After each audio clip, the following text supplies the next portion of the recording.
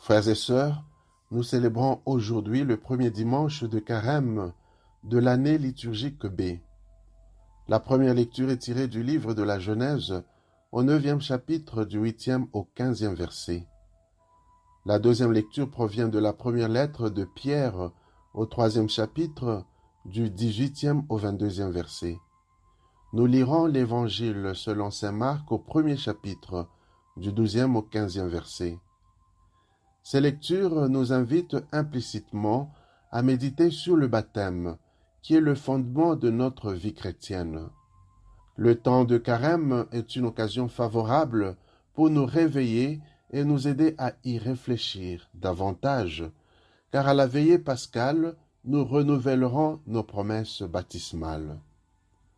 La première lecture nous rapporte la tragédie du déluge, qui nous révèle aussi la miséricorde de Dieu, qui, après avoir puni l'humanité, s'en est repenti pour la consoler et continuer de lui exprimer sa bonté. Dans la deuxième lecture, saint Pierre affirme que les eaux du déluge annonçaient celles de notre baptême.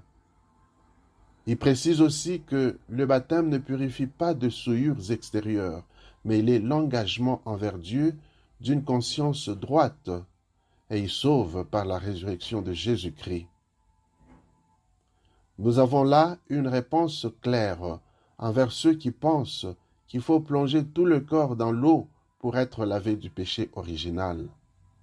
Le baptême est plutôt une plongée dans la mort et la résurrection de Jésus, afin de quitter le vieil homme pour nous revêtir du nouveau.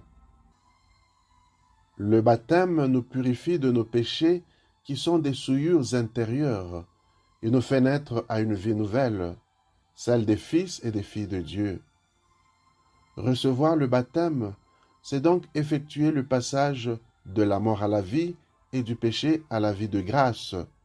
En effet, le baptême est fondamentalement un appel à la conversion. Dans l'Évangile, Jésus nous invite à nous convertir et nous demande en même temps de croire à la bonne nouvelle, c'est-à-dire écouter sa parole, y adhérer et la mettre en pratique. La mise en pratique de la parole de Dieu n'est pas toujours évidente pour nous à cause de nos faiblesses.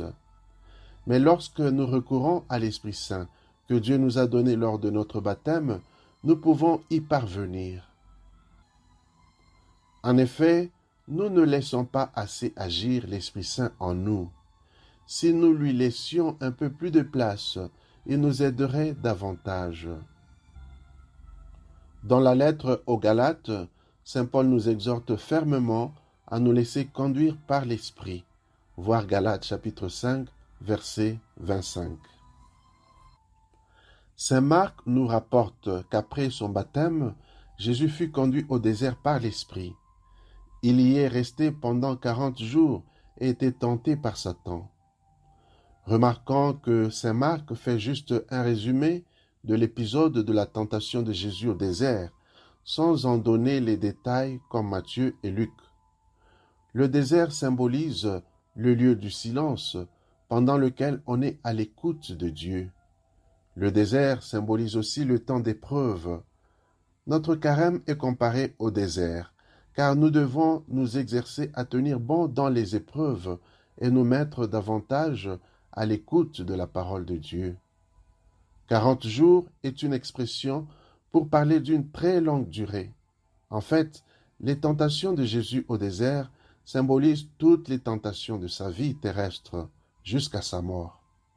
Pour nous aussi, les tentations nous poursuivront en cette vie jusqu'à notre mort.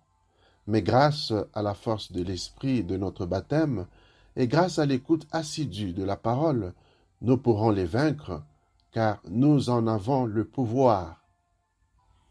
À la lumière de ces lectures, prions pour qu'en ce temps de carême, nous soyons davantage conscients de nos engagements baptismaux. Puissions-nous nous mettre à l'écoute de Dieu, comme Jésus au désert.